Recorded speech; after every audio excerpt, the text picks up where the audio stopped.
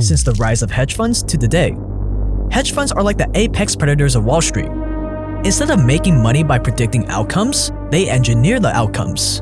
These are the apex predators of Wall Street. They are in the business of shorting companies to destroy them. I mean, that is their business model. And they are not academic traders, okay, who are just speculating on outcome. They engineer the outcome, right? Look at their tactics. Just watch the show Billions, right? They hire PR people. They hire private investigators. They're participating on these message boards, spreading disinformation. They try to destroy companies to engineer that outcome. They create nothing. They are in the business of destruction. So we have short seller billionaires in America that all they do is shorting companies. A big group can come in and crush a company simply because, well, we're going to make a lot of money. I haven't made my quota this month or what have you. So I really don't care for it. These guys are regularly known for collaborating with each other in very legal ways like online forums, but in person. Yeah, and by the way, those forums exist in the professional organized world too, amongst hedge funds. You know, I've been invited to idea dinners where we all get together and we talk about the ideas that we have. And in very less legal ways. And being that they have $3.4 trillion under management altogether, when they move together, they can move entire markets, crush companies, skyrocket companies. Hedge funds are the scavengers of the financial sector, and that a select few have undue influence on the markets. Any public statement you make or position you take can send a stock soaring or falling. They make billions in profits, and when a giant crisis comes, they socialize the losses onto the public, while arguably not adding much value to society. Pretty clever business model if you ask me.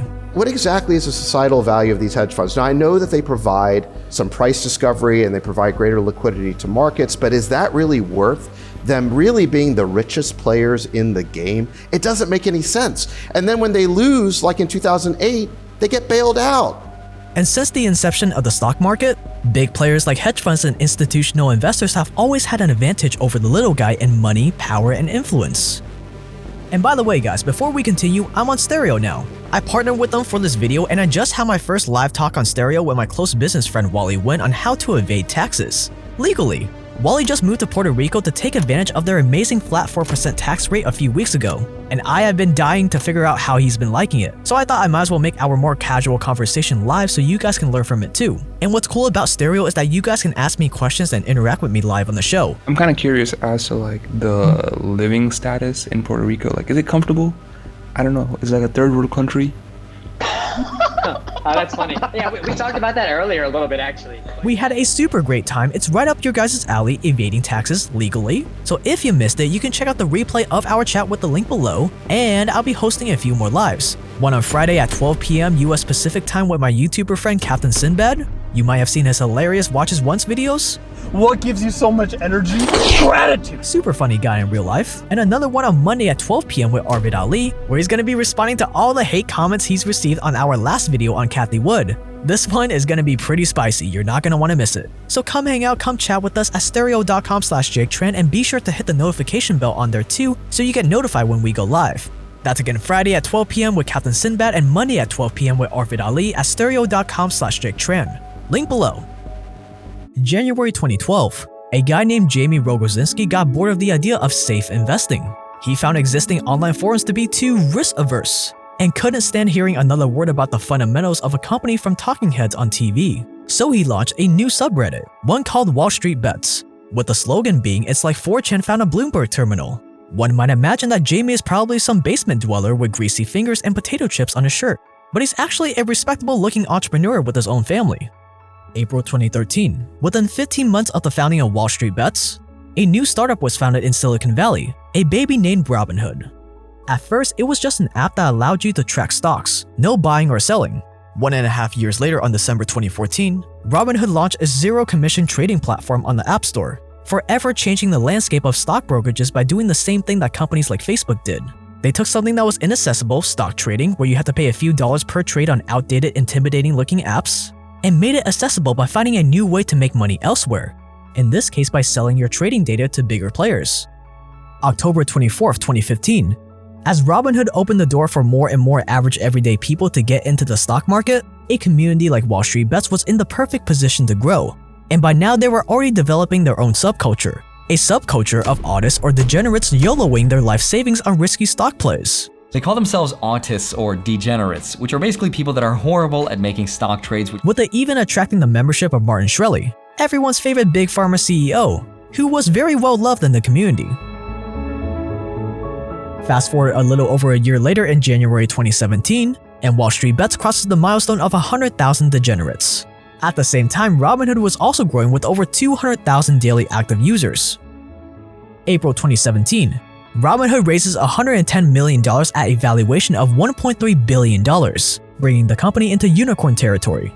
December 2017, Robinhood introduces options trading, one of the riskiest forms of trading where you can make even more profit and losses with less money, opening the app up to an even wider, more risky audience, a feature that will play a key role later in the story. Options also allow you to short a stock. May 2018, the growth continues. Robinhood has nearly 700,000 daily active users, and they raised another $363 million at a valuation of $5.6 billion. October 2018, WallStreetBets rides the wave of millennial trading with over 300,000 degenerates, nearly the same number of Bloomberg terminals, the software that professionals use for research and trading that costs $24,000 per year. Fun fact, at 325,000 terminal subscriptions, Bloomberg is bringing in $7.8 billion per year. June 2019, the Black Swan takes shape. Gamestop releases a poor earnings report, cancels dividend payments to people who own the stock, analysts downgrade the stock, and the overall consensus was that GameStop, much like the Blockbusters and Toys R Us before them, was as good as dead, so their stock tumbled. Which on the surface is like, duh, of course they're doomed. That was my first reaction. Which sounds oddly familiar to the consensus that back in the early 2000s that duh, the housing market is never gonna crash. At the same time, a user on WallStreetBets named Deep Value, or DFV for short, YOLOs $50,000 in call options for the stock, betting that it's gonna go up based on some legitimate reasons. In June of 2019, a WallStreetBets user named Deep Value began buying long-dated January 21 calls. What that means is, in June of 19, this person was betting that the stock would go up by January of 2021. DFV also comes off as a pretty respectable guy. I'm thinking seeing a legitimate investment process like mine in action day to day could help set you on the right path to building out your own investment process over time. The GameStop thesis is super simple, but it's often misunderstood. Everyone classifies it as a cigar butt and then just moves on, but it's more than that. July 2019, 1 month later, Robinhood raises another $329 million, raising its valuation to a staggering $7.6 billion. August 2019, 1 month after that, Micheal Burry, the investor that shorted the housing bubble and was portrayed by Christian Bale in The Big Short, announces that he owns 3% of GameStop, and he also gives some legitimate reasons why he thinks the company is worth more than it is, with the main reason that being 90% of GameStop's 5,700 stores are free cash flow positive. They're not losing money. Or in other words, Micheal Burry and the Reddit user started this whole trend based on some real fundamental reasons, fundamental analysis as they call it. WallStreetBets soon takes notice of Burry's position, and DFV starts posting monthly updates on his GameStop YOLO. At this time, he's already up $50,000 on his original $50K. December 2019, Robinhood launches a new feature that lets you buy fractional shares, keeping their promise of further democratizing investing by making it even easier for more people to get into stock trading. March 2020, the pandemic has shut down the economy, and would you look at that, I just got a $1,200 stimulus check. And maybe I got even more free money in the form of unemployment aid. Well, I'm stuck at home. Where should I put my money? Why not the stock market? So interest in stock trading surges, and practically at the exact same moment, the stock market starts its greatest climb ever, which is a big reason why we haven't seen a lot of inflation yet. Watch this video to learn more. WallStreetBets crosses 1 million degenerates, and Robinhood crosses 2 million users. April 3rd, 2020, GameStop hits a low of $2.57. August 31st, 2020, the billionaire founder of the successful pet e-commerce company called Chewy.com buys a 9% stake in GameStop, making him yet another big name to show support for the brick-and-mortar chain everyone thinks is gonna die. September 19th, 2020. A member of WallStreetBets writes basically a stock analysis like the pros do on why GameStop could be a winner. The next generation of consoles will still be using discs, they're not going all digital just yet, Like Micheal Burry said, the company's fundamentals are not bad, but most importantly, GameStop was the most shorted stock on the stock market at the time, with around 120% of their stock shorted. See, when you buy a stock, the most money you can lose is the money you put in, but the most you can gain is however high the stock goes. There's no limit to how much you can make, but when you short a stock, this gets reversed. The most you can gain is a stock going to zero, but the most you can lose is however high the stock goes. There's no limit to how much you can lose. Think about margin call is there's limited loss, right? There's only so much you can lose. Now when it comes down to shorting can get people to take their lives, which is something. Graham Stephan has a great video explaining short selling, and if you check it out, just let him know that I sent you. Since so many people were shorting GameStop, this Reddit user theorized that once the market realizes that GameStop is not all that bad and more good news comes out, the price will rise, forcing the short sellers to exit their positions, which will drive the price higher, which will force more shorts to exit, which will create a positive feedback loop of the stock skyrocketing. An extreme short squeeze. And if everyone bought at around the same time, they could accelerate the short squeeze even more, skyrocketing their profits in the process. The only thing left that they needed was for some good news to come out. January 12, 2021.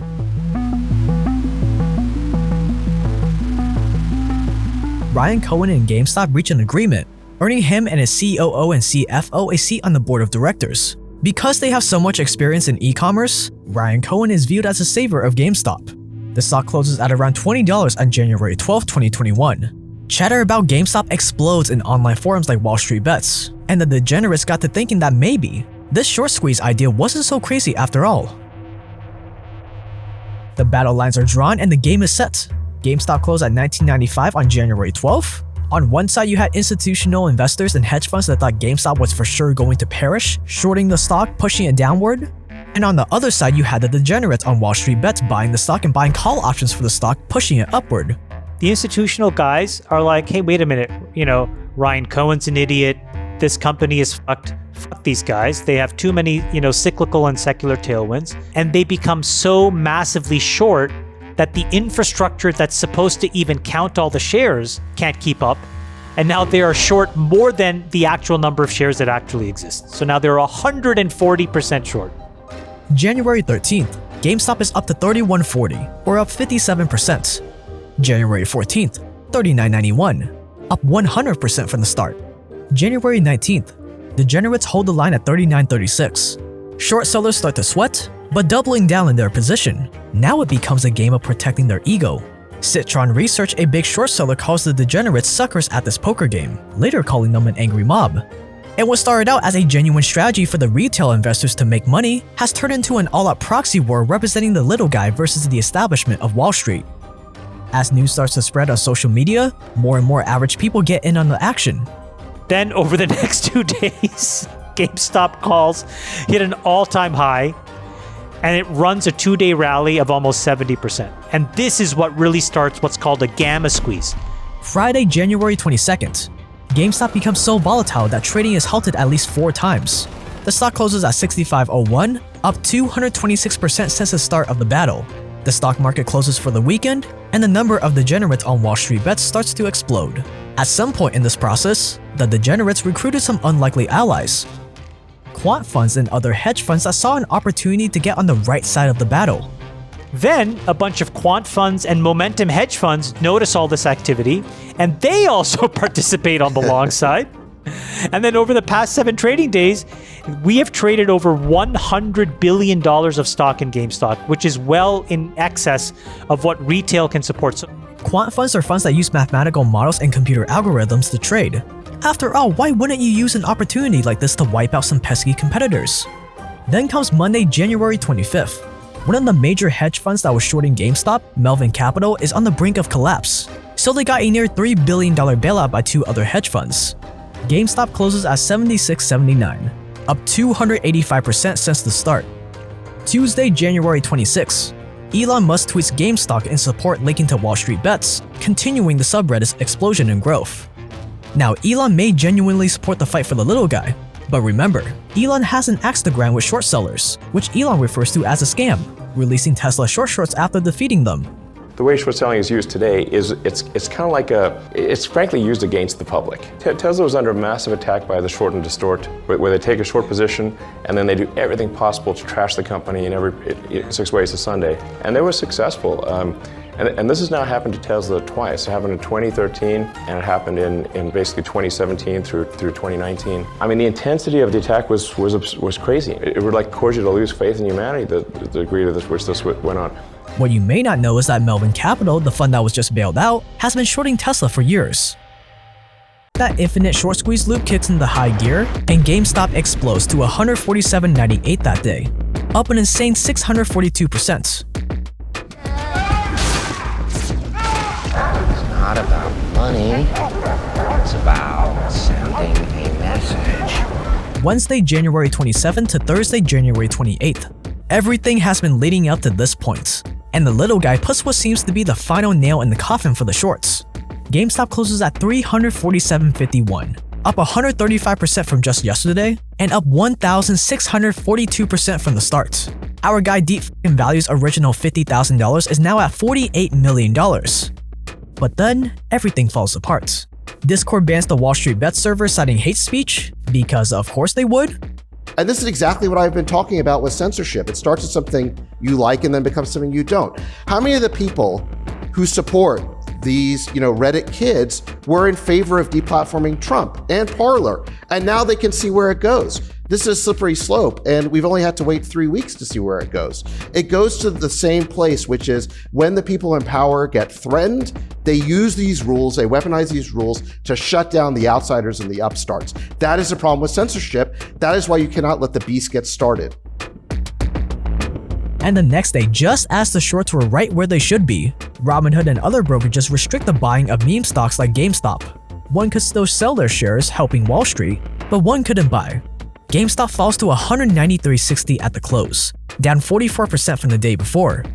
The beautiful thing is you had these Reddit kids, these pirates, who published this manifesto, right, on Reddit, basically being the heirs to Occupy Wall Street. They recognize, look, occupying physical space does nothing to these guys. We are going to hurt them where it counts in their pocketbook. We are going to get together and we're going to basically create a trade mob that's even bigger than their cartel.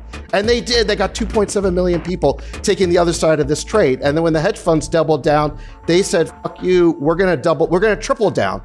And the guy on Reddit said, listen, he, paraphrasing John Maynard Keynes, said, we can be retarded longer than you can be solvent. And they were winning. That was what they said, right? And they were winning the trade. They had these guys on the ropes. They had them felted, okay? And then what happens? Just at the moment where they're gonna basically bust them out of the game for good, Robinhood shuts down the buy side of the trade. And so what does that do? It gives these hedge funds time to regroup, to unspool the trade, to reposition, and save themselves, and to get out of the trade if they want to get out of the trade. You can never take that 24-hour time period back, no matter what Robinhood does now. Even though multiple apps restricted trading, the public pointed the finger at Robinhood, claiming that they were pressured by Wall Street to shut it down. On the same day, Robinhood CEO Vlad Tenev went on a few of the mainstream media channels to explain the decision, and it was absolutely awful.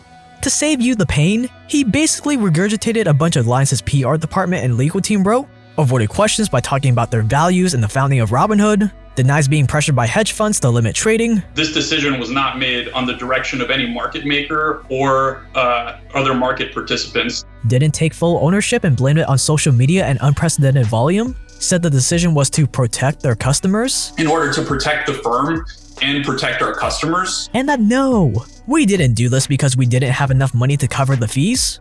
That there was a liquidity problem inside the firm. No, there was no liquidity problem. The next day, January 29, Robinhood raises $1 billion in emergency cash from investors because it definitely wasn't a liquidity problem. No, there was no liquidity problem. Literally, they got on television yesterday and they fucking lied to Americans right to their face. This is a company that was insolvent. It cost individuals hundreds of millions, probably billions, maybe even tens of billions, and these motherfuckers should go to jail. Robinhood also lists most restrictions on stocks like GameStop. GameStop soars back up before it gradually falls back down. January 31st. Elon has Robinhood CEO on Clubhouse to grill him about what happened. At first, Vlad tries to pull the same PR doublespeak that he pulled on TV, But Elon wasn't having it. Well, spill the beans, man. What happened last week? Why do you stop people? Why couldn't people buy the GameStop shares? The people demand an answer, and they want to know the details and the truth. Okay, so let me start by giving a little bit of background. So I'm the chief executive of Robinhood. Robinhood's actually a. Just go on. I'll go through this quickly. Don't worry. This is important. Then he finally came to his senses and acted like a normal human being. In a nutshell, his rationale was that when you buy a stock on Robinhood, they don't actually fulfill your order. They send your order to what's called a clearinghouse, which then takes 2 days to actually transfer the stock over to you. Without getting into the details too much, companies like Robinhood then have to deposit your money for the stock to the clearinghouse, plus an additional fee depending on how volatile the stock is. The day Robinhood restricted trading, their fees apparently shot up to nearly $3 billion that they had to pay right at the moment. So they gave us a file with the deposit, and the request was around $3 billion, which is, about an order of magnitude more than what it typically is. Up until now, Robinhood has only raised a little over $2 billion. So that $3 billion fee would have put them out of business right then and there. Why they didn't just come out and be honest about this from the start is beyond me. But that's probably the truth until more information comes out, since other apps like Webull have told a similar story. We only had to stop the ability to buy on the word from our clearing firm that was unsure if they were going to be able to clear them. Now, whether or not those were legitimate fees or arbitrary fees made up to force them to shut down trading, that is still up for discussion. February 1st, Robinhood raises another $2.4 billion in emergency funds, which is a decent sign that Robinhood didn't do anything illegal, because if they did, investors probably wouldn't be injecting billions of emergency dollars into them. All the while, lawyers, politicians, former central bankers that have received money from hedge funds all start coming out of the woodwork. Because of course they would.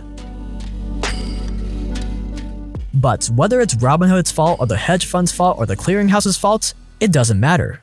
These are just the symptoms of the disease of fragile centralized power. Centralized power that can restrict you, limit you, censor you at any moment it pleases if you go against its aim. And the masses have just realized that maybe they have a lot more power than they thought. And now they have the technology to back it up. And the people in power know it now too. If we had to summarize all of this in a nutshell, that's what we know. We know that it started out as people debating the true fundamental value of GameStop, and it morphed into a momentum trade where a bunch of folks got dogmatic about a short, a bunch of folks got dogmatic about being long, and the longs won. And in the middle, what happened was a bunch of firms basically decided at some point to gate the ability for people to transact in all of this, which I think caused a lot of economic disruption, and that was because they didn't have the margin requirements, and I think it's because they were insolvent, i.e. Robinhood. It's capitalism. It's business. People love free markets and limited regulation until it affects them. And I mean, everyone's talking about regulating Robinhood or regulating this. Unless we're looking at going the track of China or Russia and actually regulating our entire internet, you can't stop humans communicating to each other. Everyone's baffled all the time. They're baffled that a president can go direct to consumer and not do briefings. They're baffled that, that taxis have been disrupted. Like, everyone's always baffled. When is everybody who's watching this show gonna understand that this thing called the internet came along and changed society? This is printing press 100x. We are in the early stages and people are struggling with calibrating the massive impact of this. The last 3 weeks, we learned social media users, day-to-day people, have a lot of power because they have a lot of voice. But the Wall Street guys may not have 5.2 million subscribers, but what do the Wall Street guys have and hedge fund people have is they buy politicians. So they have power and influence. The Reddit guys have a voice. But what's super interesting about what happened this week, and I think is the most impactful societally over time, is that we're seeing this phenomena where individuals in aggregate can believe something to be true and make it true. And we saw this with Tesla. Elon was not hitting numbers that people thought he was going to hit, margins, production volume, etc. People were shorting the stock. But enough people believed in the story that Elon told about what he wanted the future to look like, that they bought the stock, and that gave him the ability to do shelf offerings, raise additional capital, and ultimately build the business and make it manifest in reality that he said would happen. And the same is true of Bitcoin. In all of these cases, there was a belief in something, and there was an aggregation of individuals using social media as a mechanism for sharing and talking and engaging and creating a collective outcome that wouldn't have happened through a centralized system or a centralized process and wouldn't have happened in the traditional way where history defines the future. So maybe, just maybe, this was the spark, the modern day Boston Tea Party to a more decentralized financial system. You know, now maybe we found the first obvious use case for a blockchain, right?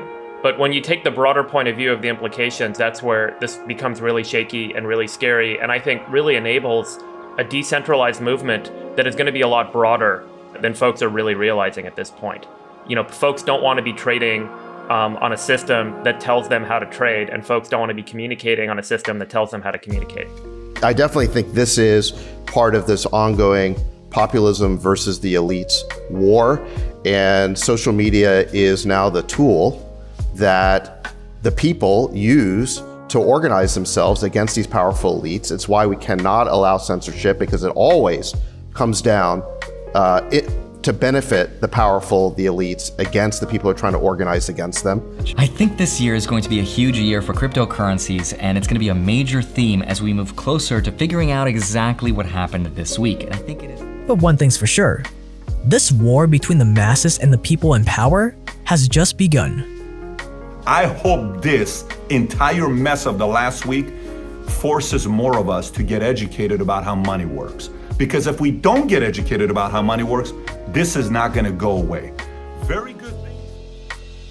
Guys, quick reminder that I will be going live on Stereo on Friday at 12 p.m. US Pacific time with none other than Captain Sinbad. Carl Jung is my deep lover. And another one on Monday at 12 with Arvid Ali, where he's going to be responding to all the hate comments he's received on the Kathy Wood video. It's going to be very fun. I can't wait for them, and you shouldn't either, so you should go to stereo.com/JakeTran and click the notification bell on the show so you get notified when we go live. If you're watching this after those lives already happened, you can catch the full replays of them, plus the first one we did on evading taxes legally, with the link below at stereo.com/JakeTran. I feel like I'm saying this every single month now, but this is by far the most research I put into a single video. It was very tedious, and I really wanted to get it right for you guys. So if you guys think I did a good job and that more people should learn about this stuff, be sure to leave a comment below and just write out "I watched to the end." That way it gives the YouTube algorithm a nice little boost. And click that share button down below there too, and share it with your closest friend. Just one friend, that's all I'm asking. If you are new to this channel, we make video essays just like this one every single week on the most provocative things in the world of business for your viewing pleasure for free, so you might as well subscribe, because you can always dislike and unsubscribe and leave me your best hate comments anytime you want. So you have nothing to lose and everything to gain. That is going to wrap it up for this video. Thank you so much for watching. You've been awesome. I've been Jake. Stay dangerous out there, and I will see you guys in the next one.